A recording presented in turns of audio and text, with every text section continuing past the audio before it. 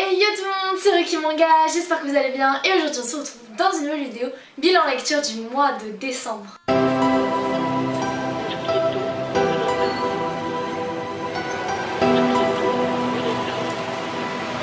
Alors au mois de décembre j'ai beaucoup lu, mais la plupart des séries que j'ai lues c'était quelques grosses séries où j'ai lu plein de tomes.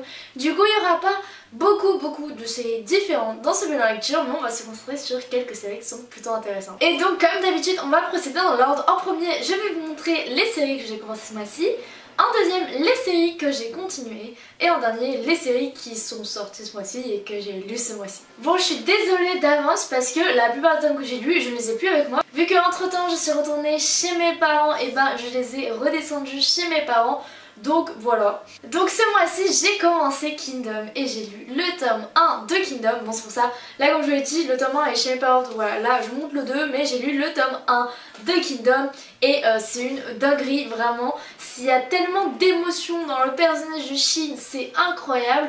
Mais par contre, c'est qu'il faut que je m'accroche rapport au personnage, parce qu'à un moment il va y avoir beaucoup de personnages. Donc pour ceux qui commencent Kingdom comme moi, je vous conseille de noter absolument tous les personnages qui y sont, etc. Parce qu'apparemment ça va être très bénéfique pour la suite. Ensuite j'ai aussi lu uniquement le tome 1 de Fire Punch. Alors Fire Punch, j'ai l'intégrale, j'avais déjà lu, en fait c'est plutôt une relecture de Fire Punch, parce que j'ai totalement oublié de quoi ça parlait étant donné que je les ai lus il y a longtemps. Donc voilà, Fire Punch c'est vraiment super cool. Et j'ai très hâte de lire la suite. Et pour ceux qui ne savent pas, Fire Punch c'est simplement le premier manga de Tatsuki Fujimoto, l'auteur de Chainsaw Man. Donc voilà, avec l'anime qui arrive sur Chainsaw Man, je pense que 2022 sera consacré à Chainsaw Man. Donc voilà, vu que ça venait de se finir, etc., le tome 11 que j'ai lu le mois dernier, je me suis replongée dans Fire Punch.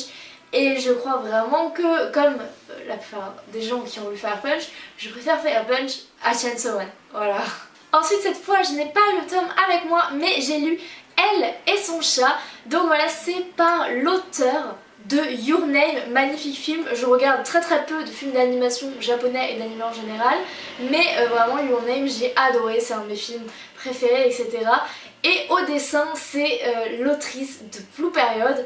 Donc voilà, entre une de mes dessinatrices préférées et un de mes auteurs préférés, on va dire, je pouvais que lire ce manga. Et en fait c'est un manga qui se... Enfin c'est un manga d'ailleurs, c'est un one shot qui se lit extrêmement vite. C'est simplement l'histoire d'une jeune femme qui est avec son chat. Je sais pas trop comment vous décrire là, bref les dessins sont super cool. Et le manga est vraiment très sympa. Donc voilà, si vous savez pas quoi faire une petite après-midi, si vous savez pas quoi acheter, achetez ce one shot, lisez-le dans l'après-midi. Et voilà, c'est vraiment un très bon titre. Et pour finir, j'ai lu le tome 1 de Undead Unluck.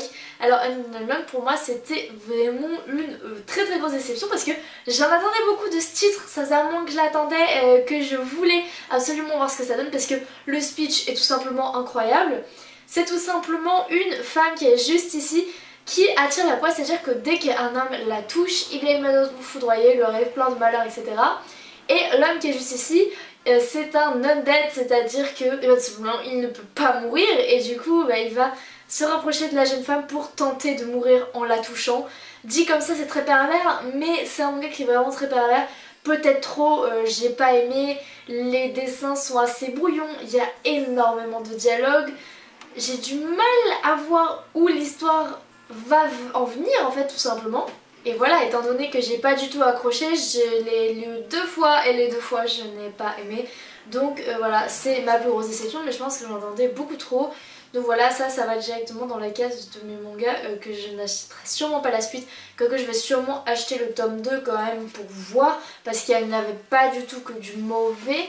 Mais voilà, donc je ne sais pas encore ce que je ferai de ce titre, mais c'était une assez grosse déception en général. Et maintenant on va passer aux suites. Et le mois dernier j'avais lu du tome 1 à 10 de Boruto, et ce mois-ci j'ai lu le 11 et le 12. Donc voilà, maintenant je suis à jour dans Boruto. Je crois que le tome 13 sort vers mars, je suis plus du tout sûre de quand il sort, mais enfin bref. Boruto c'est incroyable, il faut absolument que vous lisiez Boruto. Moi j'ai dévoré les 12 premiers tomes et j'ai juste très hâte de la suite.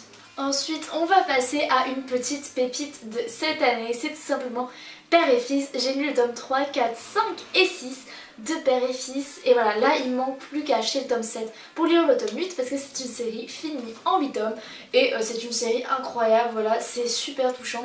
C'est, pour vous la faire courte, l'histoire d'un apothicaire qui a un enfant et malheureusement sa femme décède. Sauf que lui, vu qu'il est apothicaire itinérant, c'est-à-dire que il est apothicaire en voyageant de ville en ville pour soigner les gens, et vu que sa femme décède, il se voit dans l'obligation de prendre son fils avec lui sur les routes.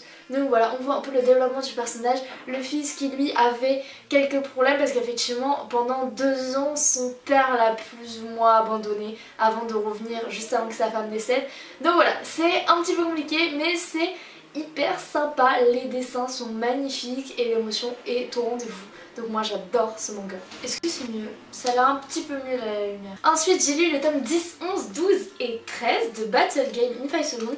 Je les ai pris pendant que j'étais partie en vacances, du coup voilà, j'ai lu 4 petits tomes. Là je suis au 14 et j'ai jusqu'au tome 16 à lire actuellement. Et Battle Game c'est vraiment un manga génial, comme j'ai dit plein de fois. C'est un survival game, donc si vous aimez tout ce qui est Alice in Borderland, Squid Game, etc. je vous conseille Battle Game, c'est chez Doki Doki. C'est vraiment un très très bon shonen qui dénote de la plupart des shonen. Donc voilà, c'est incroyable, donc lisez Battle Game encore une fois. Ensuite, mon petit One Punch Man. J'ai lu le tome 5, 6, 7, 8, 9 et 10 de One Punch Man ce mois-ci. Et comment vous dire que moi j'aime beaucoup en fait. La plupart disent que ça va être redondant, etc. Je me doute bien qu'arriver au tome 20 ça va être un petit peu redondant. Mais moi je trouve pas pour l'instant, étant donné que dans un tome il y a souvent pas beaucoup à lire parce que souvent, des fois, le tome s'arrête à la page 130 ou à la page 150 et après c'est des chapitres bonus. Donc voilà, c'est un tout petit peu chiant quand tu t'attends à avoir 4 vrais chapitres et qu'en fait on a que 2 ou 3 des chapitres, c'est assez énervant. Mais voilà, moi j'adore cette cover, je vous montre ce tome parce que cette cover c'est vraiment ma préférée de tous les tomes pour l'instant. Elle est incroyable et moi j'adore One Punch parce que tout simplement les dessins sont oufissimes. Et l'histoire, bien qu'elle soit assez simple, moi je la trouve dans l'ensemble plutôt très bien. Donc moi c'est une œuvre que j'aime plutôt très bien, One Punch Man. Donc voilà, en ce moment j'ai eu ma petite phase One Punch Man où j'en ai lu beaucoup d'un coup. Donc voilà, je ne peux que vous recommander personnellement One Punch Man, c'est un classique, on va dire. Ensuite là je ne peux pas vous les montrer, c'est simplement One Piece, j'ai lu le tome 90 et 91. Je me remets petit à petit à la lecture de One Piece. Si vous ne saviez pas, One Piece j'ai tous les tomes, mais je m'étais arrêtée à la lecture au tome 89 au mois de juin. Et du coup en mois de décembre j'ai repris One Piece, j'ai lu le 90 et le 91. Pour l'instant en janvier j'ai pas encore avancé dans la lecture de One Piece, mais ça ne serait tardé, donc voilà. C'est avec l'arrivée du tome 100 qui m'a re-hypé et du coup bah voilà, j'ai très hâte de connaître la suite de One Piece. Là je viens d'arriver à Wano Kuni et j'ai hâte de voir ce que ça va donner. Et ensuite j'ai lu uniquement un tome de ce manga ce mois-ci, c'est Bonne Nuit Poun Poun.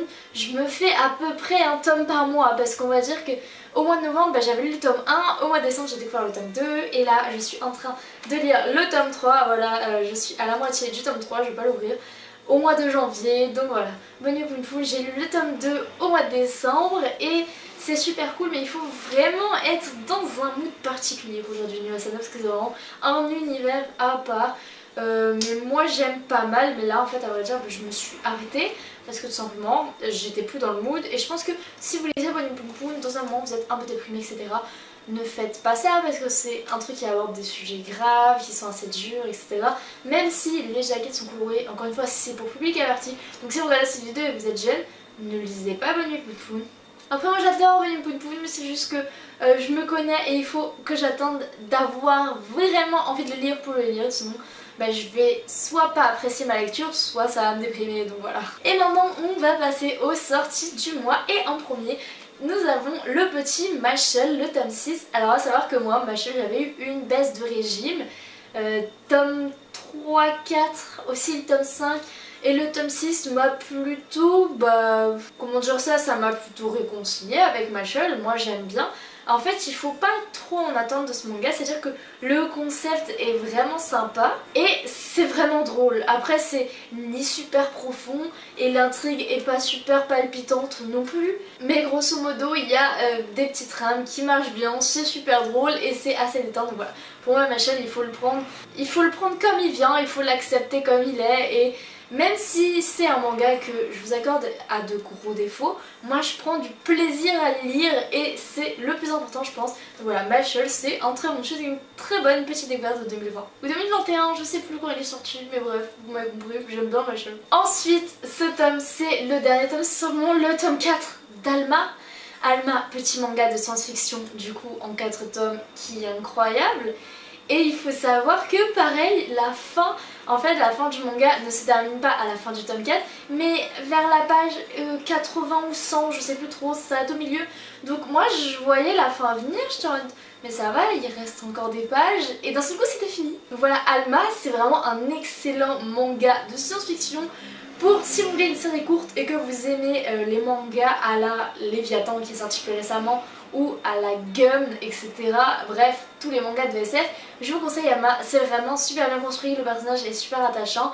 Et bah voilà, c'est de la SF, j'ai rien à dire, si vous aimez, lisez-le. Voilà, moi j'aime énormément Alma, je suis très triste que ce soit fini, parce qu'en 2021, il y en a des mangas que j'aime qui se sont finis, mais en 2022, il y en a que j'aime encore plus qui vont se finir. Donc écoutez, il faut pas trop s'attacher à la fin des œuvres, il faut juste la prendre, la lire et tourner la page, sinon on ne s'en sort plus. Et pour finir cette vidéo, on va finir avec un manga qui m'a beaucoup marqué, que j'aime énormément. C'est une création spéciale Kiyun, c'est l'Éden des sorcières. Moi j'adore. En fait, comme je vous l'ai dit la dernière fois, j'avais acheté le tome 1 parce que j'étais en manque de l'atelier des sorciers et je pensais que c'était un peu le même univers. Alors les dessins, moi je trouve qu'il y a une patte graphique qui se ressemble, dans le sens où ça a un peu l'air d'être de la gravure, que c'est assez sombre et des beaux traits, etc. Mais l'Éden des sorcières c'est vraiment beaucoup plus sombre que l'atelier des sorciers. Et moi j'aime bien, du coup vu que j'aime bien les seinen un peu sombres, etc. Et bah comment vous dire que j'adore l'Éden des sorciers, parce que ça me fait penser à l'univers de l'atelier des sorciers avec toute cette part d'ombre et de mystère que j'aime dans les seinen. Donc voilà, c'est super cool. Je vous conseille de lire l'Éden des sorcières à 1000%. C'est pas une histoire de sorcière gentille, jolie comme dans Fairy Tail, pas du tout. C'est super cool et en plus bah, regardez-moi, voilà ce personnage qui est incroyablement beau.